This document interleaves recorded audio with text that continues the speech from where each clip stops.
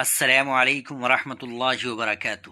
ناظرین کرام، کیا آپ جانتے ہیں کہ جب عالم اسلام کی دو بڑی شخصیتیں مولانا علی میاں ندوی رحمۃ اللہ علیہ اور امام خمینی مکہ مکرمہ میں ایک ساتھ طواف کر رہے تھے تو وہاں ایک بہت ہی معنی خیز اور لطیف بات ہوئی تھی، ایک ایسی بات جس نے مولانا مودودی کو بھی مسکرانے پر مجبور کر دیا۔ آئیے جانتے ہیں اس دلچسپ واقعے کے بارے میں۔ بات اس وقت کی ہے جب مولانا علی میاں ندوی رحمۃ اللہ علیہ رابطۂ عالم اسلامی کے اجلاس کے لیے مکہ مکرمہ میں تھے۔ ان کے ساتھ مولانا منظور نعمانی اور مولانا مودودی جیسی بڑی شخصیات بھی موجود تھی۔ رابطے کے ارکان کے لیے خاص طور پر بیت اللہ کا دروازہ کھولا گیا تھا۔ حرم میں کافی بھیڑ تھی، اس لیے یہ سب حضرات باب السلام کے قریب جمع ہو گئے۔ وہیں ایران کے انقلاب کے بانی امام خمینی بھی موجود تھے۔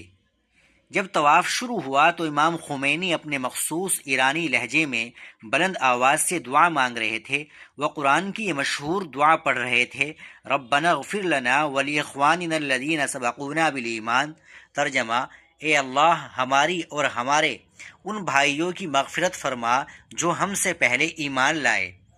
مولانا علی میاں ندوی رحمۃ اللہ علیہ نے محسوس کیا کہ امام خمینی بار بار یہ آدھی آیت پڑھ رہے ہیں، لیکن اس سے اگلا حصہ نہیں پڑھ رہے ہیں جو کہ بہت اہم ہے۔ جیسے ہی امام خمینی نے آدھی آیت پڑھی، مولانا علی میاں ندوی رحمۃ اللہ علیہ نے فوراً بلند آواز میں آیت کا اگلا حصہ پورا کر دیا، وَلَا تَجْعَلْ فِي قُلُوبِنَا غِلًّا لِّلَّذِينَ آمَنُوا۔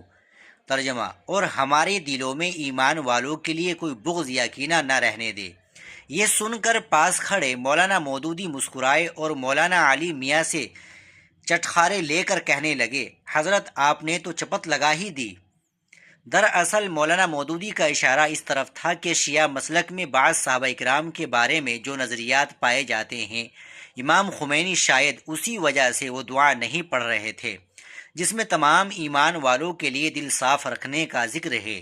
مولانا علی میاں نے وہ حصہ پڑھ کر ایک بڑے ہی لطیف انداز میں انہیں یاد دلایا کہ دعا مکمل تبھی ہوتی ہے جب دل سب کے لیے صاف ہو۔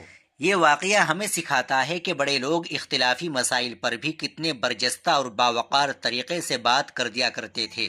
یہ واقعہ مولانا علی میاں ندوی کی کتاب مجالس حسانہ میں درج ہے۔ اگر آپ کو یہ ویڈیو پسند آئی ہو تو اسے لائک کریں اور اپنے دوستوں کے ساتھ شیئر کریں۔